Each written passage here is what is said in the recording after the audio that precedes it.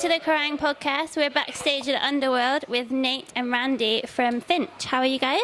Doing well. Yeah? Very well, thank you. How's London been treating you today? Well, it's been a gorgeous day. We got in last night and it's been fantastic weather, but on and off with the rain and then the sunny days. But we always luck out when we come here. It's like always beautiful. So whenever anyone says that the weather's drab or whatever, I can never understand it. It's always like amazing when we get here, and it's so nice. You officially bring the sunshine to London. Oh, maybe. Say hello. Yeah, maybe. Exactly. And how does it feel to be back in general? First album, 9 years? Yeah. It feels good. Yeah, it's exciting. Real exciting, yeah. I mean, we take these little breaks, but it's hard to actually, I think, put a cap on what we do. We always come back, and it's very hard to resist playing music with each other, I think, because it's so natural, and it always feels so nice. And, you know, we're very pleased to make a new record, and it's been 9 years, I think, since the last one, so it's very nice, yeah. At what point did you start putting the wheels in motion for your comeback this time? It was right after the 10-year anniversary tour when we got home. We were kind of all excited to do something else, so we just started writing kind of secretly. We didn't want to tell people we were working on a new record, because if we didn't finish it, then, you know, we'd be jerks. So. Yeah, we actually made that mistake before. We're working on a third record right after that EP that we put out, and it didn't pan out, and I think a lot of us got a little disheartened with what had happened to us with that sort of those ideas, and so we stopped for a little bit, and I thought it was the end, to be honest. I thought that would be the last time, but the What It Is to Burn tour definitely rejuvenated the excitement and kind of gave us a new life, I think, to the band, and just that sense of being happy about being together and being in a room and playing music again, and naturally that will always turn to like us sorting out new ideas, and we like that, you know. People are coming and thinking, is this What It Is to Burn round 2? No. It's you know, the third installment of Finch, really. It's just we try to progress and keep doing something different, and I think it has elements of maybe both records, just slightly, but it's mostly something new and fresh, and it's a more mature Finch. I think we're grown up, and I don't know, it's just what came out naturally. But we didn't try to make any What It Is to Burn 2 or Sunshine 2. It's just, this is the third record, so it's different, but it's still Finch. And presumably kind of the albums you listen to are completely different to what you listened to 9 years ago. Does that feed into it? No, to be honest, we don't really listen to, I can speak for myself, I don't listen to music for inspiration. I don't. I mean, I like what I like, but I'm inspired by more visual things, I suppose. Yeah. Dreams. Art. Yeah, my own imagination. And we bring those things to the table. It's nothing, we don't listen to music for inspiration. We never have, really. I mean, maybe when we first started, but not. A lot of movies and art and just things in general, things in life, just experience and stuff is more inspiring to me than listening to another band and being like, I want to sound like that. Because it's... Any particular moments or films or kind of artists that maybe feed into this album? Or dreams? Definitely dreams, yeah. I had a very vivid dream about this place that doesn't exist in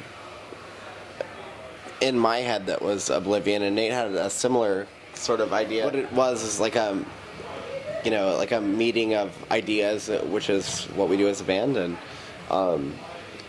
we use these we talk about everything, and those sort of ideas move the music forward, and it's always starts from these stories or these weird sort of ideas that we have as a band, and we push them into this.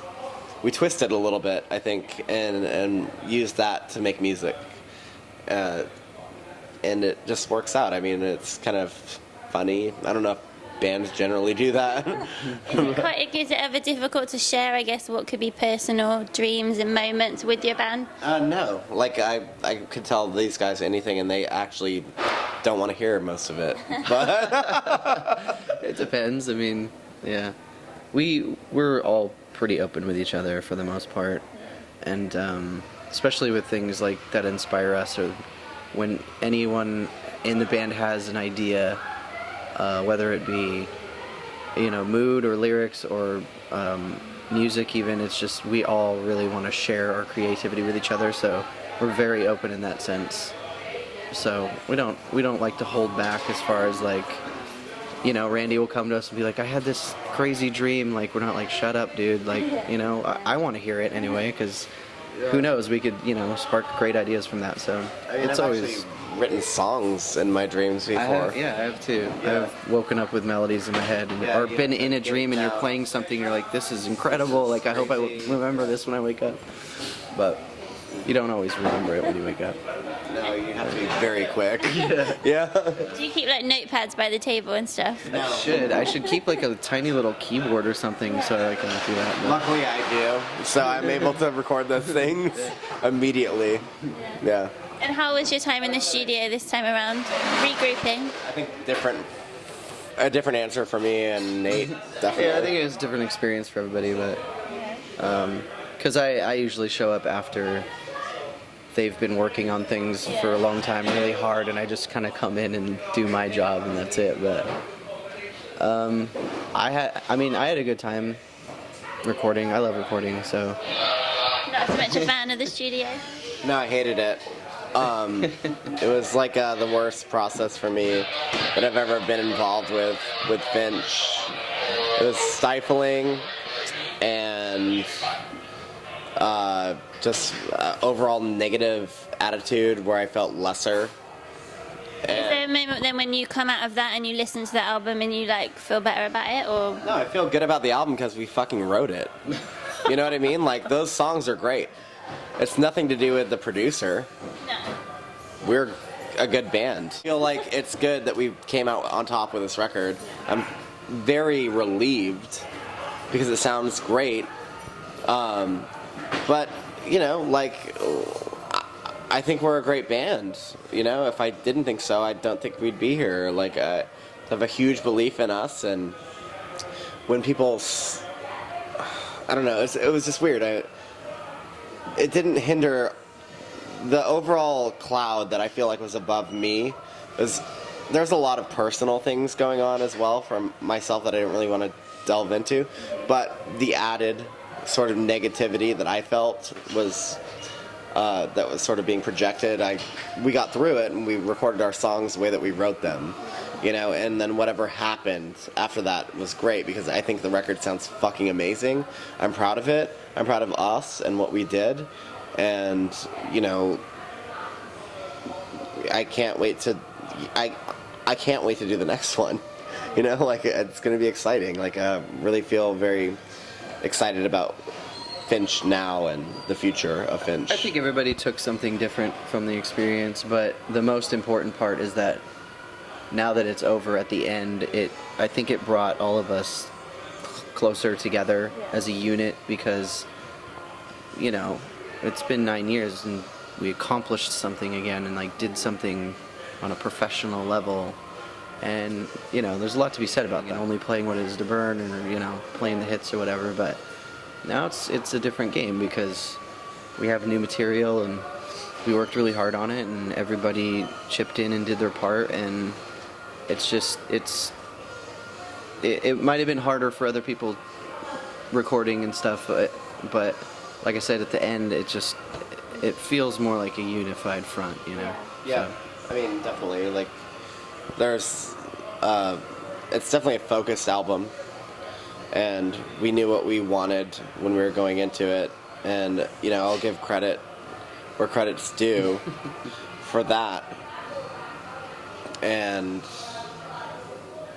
it's just exciting to be able to listen to your own record and get, just turn it up and get inside of yourself. And I think that's really important for us. Any immediate favourite tracks from the album? Personal favourite? We were actually just talking about Yeah, we were. My favorite right now actually is number 6, I think it is. Play Dead.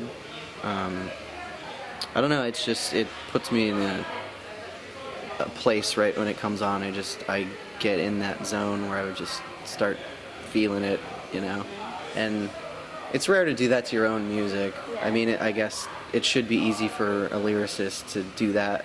I mean, I do it on stage, but it's rare that I sit at home listening to our own record and I get kind of weird and be get in my head and get in that zone. But that song does that for me. I don't know. It's a very moody piece, and I don't know. I like it.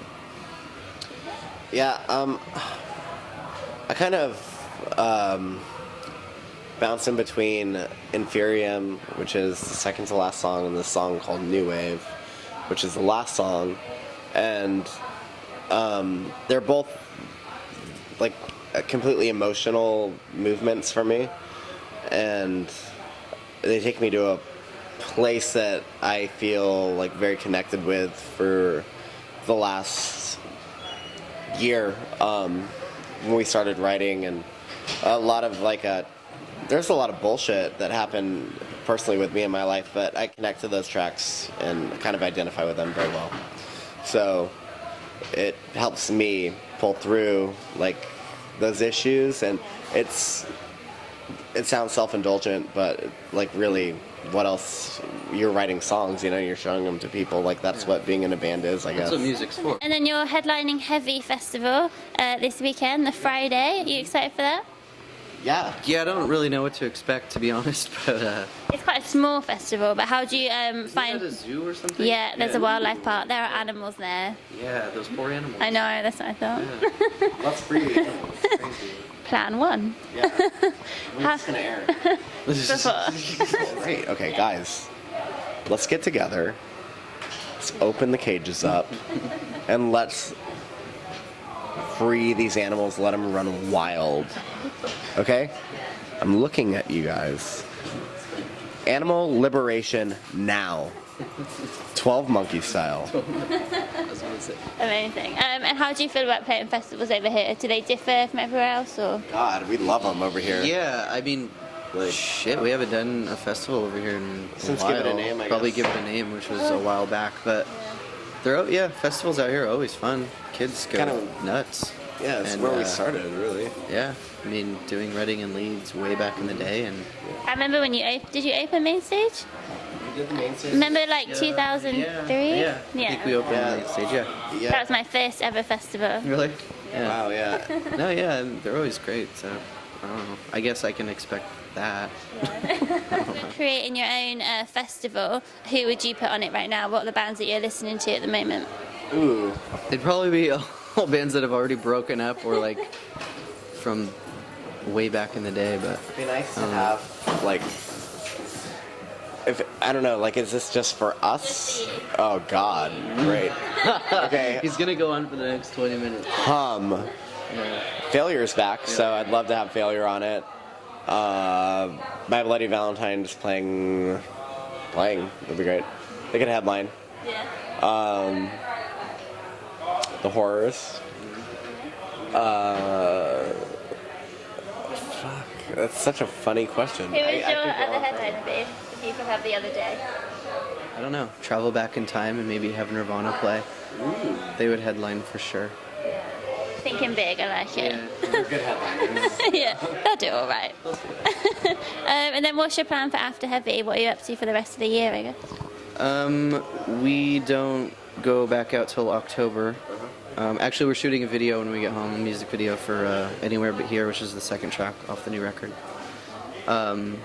Pretty much immediately when we get home. And then October we start the US tour for the new record. And after that, I don't know. We're still... When can we expect you back over here? I don't know. Maybe soon. We'll see. We're still talking about it. So. Yeah. I mean, I hope we can come back fairly soon. after the record's released. But there's, there's some exciting personal things happening. I don't want to say There's what's other happening. factors that need to be discussed and put into play. So. Wow, everyone's waited this long. I'm sure they'll keep waiting for you to come back. Cool. Well, have a good show tonight. Thank you for talking to us, and enjoy Heavy. And we'll see you soon. Great. Thank you. Wow.